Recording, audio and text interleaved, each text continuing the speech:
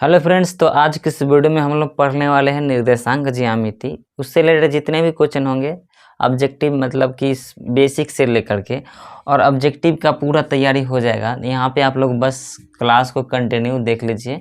मतलब 10 से 15 मिनट का क्लास होगा और इससे रिलेटेड जितने भी क्वेश्चन आपसे पूछे जाएंगे, सब्जेक्टिव हो या फिर ऑब्जेक्टिव, आपको दोनों में काम आने वाला है। जब आपको यहाँ बेसिक से प्रॉब्लम सॉल्व रहेगा तो आपको सब्जेक्टिव बनाने में कोई भी प्रॉब्लम नहीं होगा।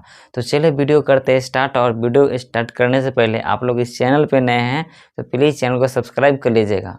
तो चलिए वीडियो करते हैं स्टार्ट। तो यहाँ पे देखिए दोस्तों, चैप्टर क्या है आपका, निर्देशांक ज्यामिति। आप लोग देख लीजिएगा, यानी कि आप लोग देख लीजिएगा एनसीईआरटी किताब में एक चैप्टर है क्लास 10th का, उसमें निर्देशांक ज्यामिति। तो निर्देशांक का मतलब ही क्या होता है दोस्तों, किसी भी चीज़ का निर्देश करना, यानी कि उसके बारे में अंदाज़ा लगाना। यहाँ पे 3.2 दे दिए 5, इतना कि इसी को निर्देशांक मतलब किसी बिंदु पे इतना निर्देशांक हम दे सकते हैं। तो चलिए कैसे होगा ये सब चीज़ बताते हैं। तो यहाँ पे सबसे पहले यहाँ पे एक चीज़ बात कर लेते हैं कि x और x डैश, इस लाइन को हम क्या कहेंगे, यहाँ से और यहाँ तक को लाइन को, इसका नाम तो कुछ होगा। तो यहाँ पे इस लाइन को जैसे कि यहाँ ड्रॉ कर लिए, यहाँ पे तो हम कुछ ऐसे 1 2 3 यहाँ पे नंबरिंग कर दिए हैं, लेकिन मान लीजिए ऐसे डायरेक्ट है, ये है ना, इस फिगर को हम यहाँ छोटा कर दिए हैं और क्या है x और x डैश है। तो इसका आप क्या कहिएगा, इस रेखा को x और x डैश को, इसको पूरे को x अक्ष बोला जाता है। ठीक, यहाँ से यहाँ को पूरा x अक्ष, लेकिन इसको वो बोलना नहीं है, इसका रियल नाम है क्षैतिज रेखा। इसको क्या बोलेगा, क्षैतिज रेखा। चलिए, तो ये हमारा हो गया क्षैतिज रेखा। आप इसे x अक्ष भी कह सकते हैं। x, इसमें 2 अक्ष है, x और x डैश अक्ष हो जाएगा ना। तो यहाँ पे 2 अक्ष क्यों बोले, क्योंकि x अक्ष तो इतना ना हुआ 0 से यहाँ x तक, और पूरा को x और x डैश को भी x अक्ष बोला जाता है। ठीक, इतना तक दिक्कत नहीं होना चाहिए। अगर आपसे पूछ ले कोई कि x अक्ष कौन सा होगा, तो बताइए x अक्ष कितना होगा, यहाँ से और यहाँ तक। ठीक ना, डायरेक्ट x अक्ष की बात कर ले तो आपका इसे x अक्ष यहाँ से और यहाँ तक हो जाएगा, यानी कि 0 से मतलब O से x तक। इतना समझ गए। तो चलिए अब बात कर लेते हैं इसको, y और y डैश रेखा को। तो यहाँ पे देखिए ये रेखा कुछ इस तरीके के है ना, खड़ा y और y डैश। तो चलिए यहाँ पे y डैश, तो आखिर हम इसको क्या कहेंगे बताइए, इसको हम उदर्ग रेखा बोलते हैं। ठीक ना, उदर्ग रेखा,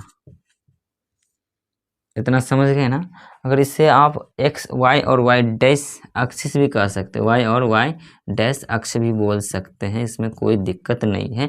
तो ये इस पूरा को y और y डैश बोलेंगे। अगर यहाँ से पूछ ले y अक्ष कौन है तो ऊपर में, और y डैश अक्ष कौन है तो नीचे में आना है।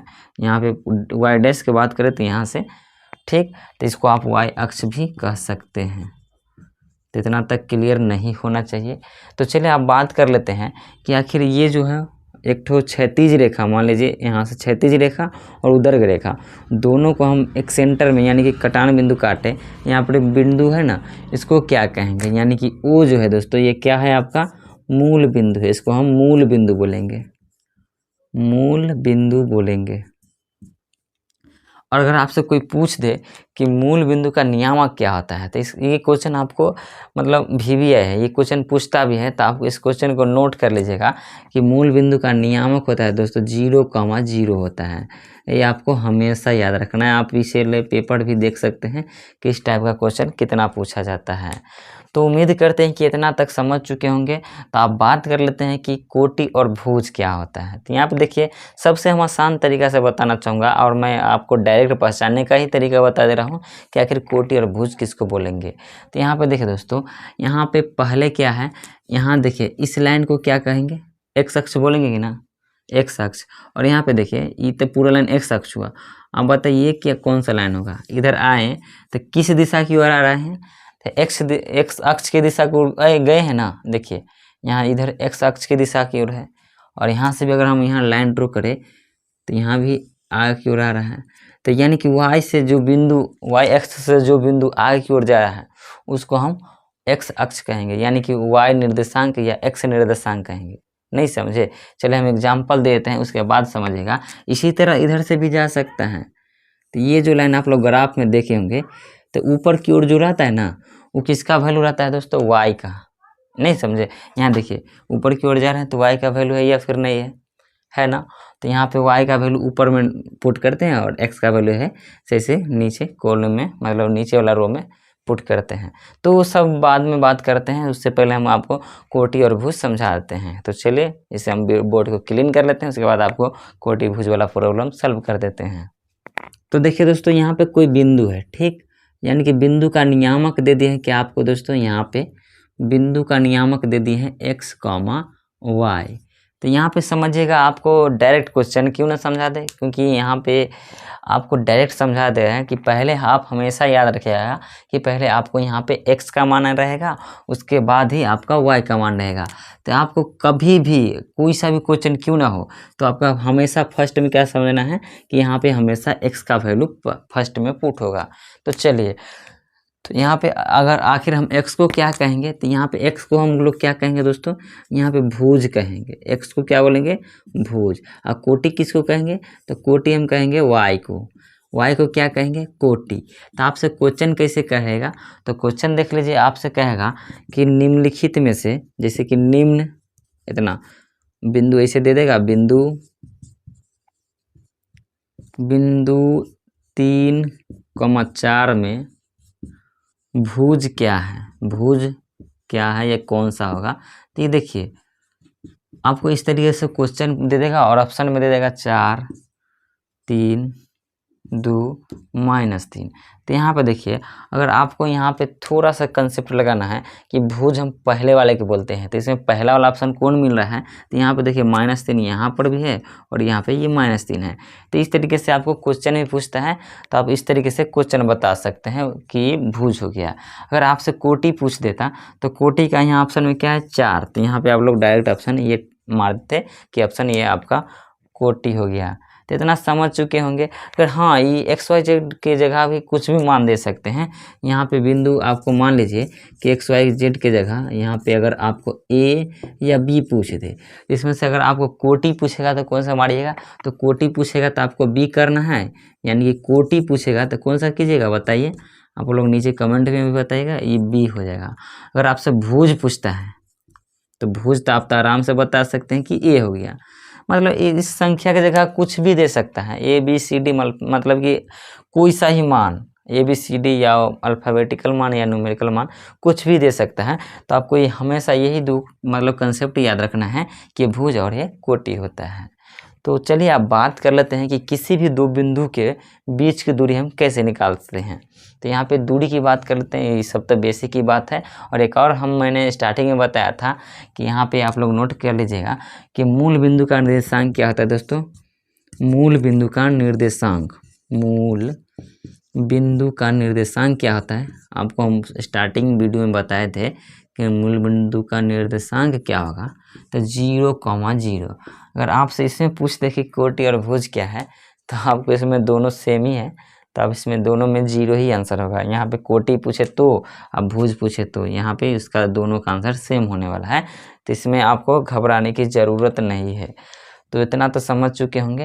तो चलिए आप बात करते हैं कि मूल बिंदु का आखिर हम निर्देशांक क्या होगा। मूल बिंदु का निर्देशांक तो यहाँ समझ गए, और मूल बिंदु का फार्मूला क्या होगा। और अगर आप लोग कहिएगा फार्मूला सिद्ध करने के लिए, तो आप लोग नीचे कमेंट करके बता दीजिएगा, हम फार्मूला आपको सिद्ध करके बता देंगे। तो सबसे पहले हम बोर्ड को साफ़ कर लेते हैं, और आप लोग पीछे अगर नहीं स्क्रीनशॉट ले पाए हैं तो आप लोग एक बार पीछे को क्लास को बैक करके और आप लोग नोट कर लीजिएगा। तो चलिए यहाँ पे आप बात कर लेते हैं कि मूल बिंदु का फार्मूला क्या होगा। आपसे कोई पूछ देगा कि मूल बिंदु का फार्मूला क्या होता है। मूल बिंदु का फार्मूला हम डायरेक्ट लिख रहे हैं, √x² + y², ये हो गया।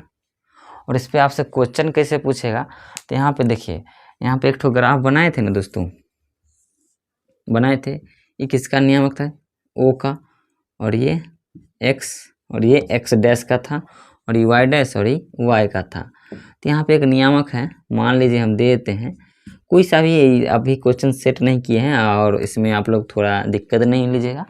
तो देखिए यहाँ पे एक क्वेश्चन दे रहे हैं कि x का नियामक यहाँ पे मान लीजिए, और y का मान x का 2 दे दिए। तो यहाँ x का अगर मानिए 3 और 2 दे दिए। तो यहाँ पे आप बताइए कि x का मान कौन होगा, 3 ना।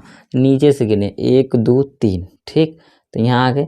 और y का मान कितना है 2, तो ऊपर से गिने 1 2, तो 3 और 2 के ऊपर जाना है। तो यहाँ हो गया ना। तो देखिए इसको इसे डॉट डॉट करके मिला दीजिए, डॉट डॉट करके मिला दिए। तो अब आपसे पूछ देगा कि इसके दूरी यहाँ से क्या होगा। तो यहाँ पे दूरी निकालने के लिए सबसे आसान तरीका है कि आपको यहाँ पे x का वैल्यू क्या है। तो देखिए यहाँ पे डायरेक्ट हम x के मान कितना होगा, 3 का स्क्वायर कर दीजिए प्लस 2 का स्क्वायर कर दीजिए। तो यहाँ पे अगर हम 3 का स्क्वायर करेंगे तो 9 और प्लस 4, तो क्या आ गया दोस्तों, रूट जो 13 है इसका राइट आंसर हो जाएगा। तो इस तरीके से आप मूल बिंदु का निकाल सकते हैं। अब बात कर लेते हैं दूरी का। तो दूरी का फॉर्मूला क्या होता है, तो चलिए एक हम दूरी भी निकाल करके बता देते हैं।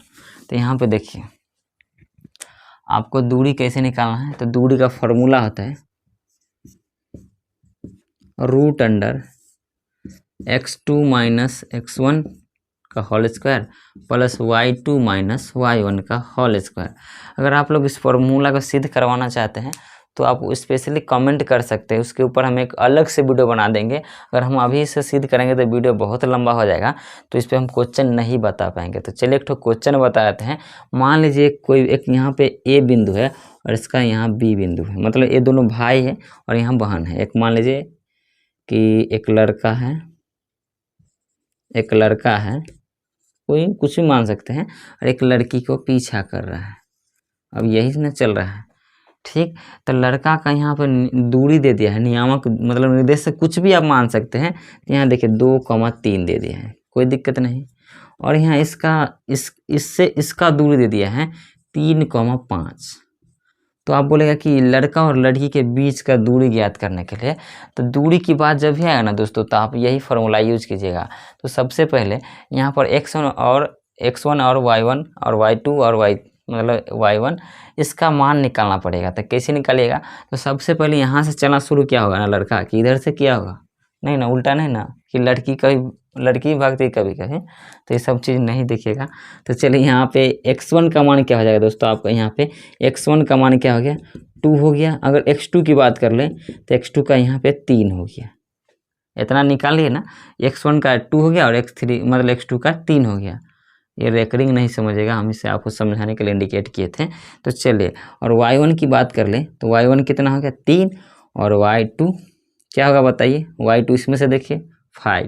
अगर इतना मान निकालिए ना तो आपको ये क्वेश्चन जो है हलवा हो गया है। अगर आप लोग इतना मान निकालिए तो आपको कैलकुलेशन में कोई भी दिक्कत नहीं आने वाला है, वो आप हम पे छोड़ दीजिए। तो चलिए आप क्वेश्चन को सॉल्व करते हैं। यहाँ पे आप लिख सकते हैं लड़का लड़की की दूरी भी लिख सकते हैं, लेकिन हम डायरेक्ट लिखते हैं दूरी। तो इतना समझ गए। तो चलिए यहाँ पे देखिए, यहाँ पे देखिए दोस्तों, यहाँ पे x2 का वैल्यू आपको यहाँ देखना है। x2 का वैल्यू कितना है, तो यहाँ 3 है, तो हम 3 दे दिए माइनस। और देखिए x1 का वैल्यू कितना है 2, तो यहाँ हम 2 दे दिए हैं। चलिए ठीक, इसका होल स्क्वायर था तो होल स्क्वायर कर दिए हैं। अब प्लस, अब y2 का वैल्यू देखिए कितना है 5 है, तो 5 माइनस y1 का वैल्यू देखिए आप 3 है। तो इतना तक तो दिक्कत नहीं होना चाहिए, नहीं ना होगा। तो चलिए यहाँ पे हम अभी आपको सॉल्व करते हैं इसको। तो देखिए 3 में से 2 जाएगा, यानी कि 3 में से 2 को घटाएंगे तो कितना आएगा 1। इसका स्क्वायर था तो स्क्वायर कर दिए, इतना तो दिक्कत नहीं होना चाहिए। बड़ा सा स्क्वायर देते हैं, आपको कैमरा में दिख रहा है या फिर नहीं तो हमको नहीं पता है। तो चलिए यहाँ पे अगर 5 में से 3 को घटाएंगे तो 2 हो गया, तो इसका स्क्वायर करेंगे। तो चलिए अगर हम आपको यहाँ पे बता दें कि 1 का स्क्वायर करेंगे तो 1 ही हमारा होगा नहीं, और 2 का स्क्वायर करेंगे तो 2 दूनी 4 होता है। तो आप दोनों को ऐड कर दीजिए। अगर दोनों को ऐड किए तो √5 आ गया। अगर यहाँ वर्गमूल रहता तो हम इसका वर्गमूल करते, तो यहाँ वर्गमूल नहीं है, तो यहाँ पे क्या आया 5 इकाई जो है हमारा इसका लड़का और लड़की की दूरी आ गया। तो इस तरीके से आप लोग दूरी निकाल सकते हैं। और हम जो है दोस्तों अगली वीडियो में आपको बताने वाले हैं विभाजन सूत्र और त्रिभुज का क्षेत्रफल कैसे निकाल सकते हैं। तो यहाँ पे HW में हम आपको एक होमवर्क दे रहे हैं, तो यहाँ पे आप लोग होमवर्क में लिख लीजिए। HW यहाँ कर देते हैं, आप होमवर्क में करके रखिएगा। यहाँ पे 5 2 7, सॉरी यहाँ 7 2 9 होगा। तो ये जो है आपको होमवर्क में दे दिए हैं, आप लोग कर लीजिएगा। और कल की वीडियो में हम आपको पढ़ाने वाले हैं विभाजन सूत्र और त्रिभुज का क्षेत्रफल। तो आप लोग वीडियो को, कल वाले वीडियो बिल्कुल भी मिस नहीं कीजिएगा, नहीं तो आप लोग का पूरा बाउंस बैक चला जाएगा। और हाँ, और उसमें हम बोलेंगे कमेंट कीजिएगा ज़रूर कि इस फार्मूला को कैसे कहाँ से आया है। तो आप लोग कमेंट करते हैं तो स्पेशली एक वीडियो 2 से 3 मिनट का होगा और इसके ऊपर से हम आपको मतलब प्रूफ करके बताएंगे कि फार्मूला कैसे आया और कहाँ से आया। तो चलिए आज की वीडियो में बस इतना ही, और कल के वीडियो में फिर मिलते हैं नेक्स्ट वीडियो में। तब तक के लिए बाय, जय हिंद, जय भारत।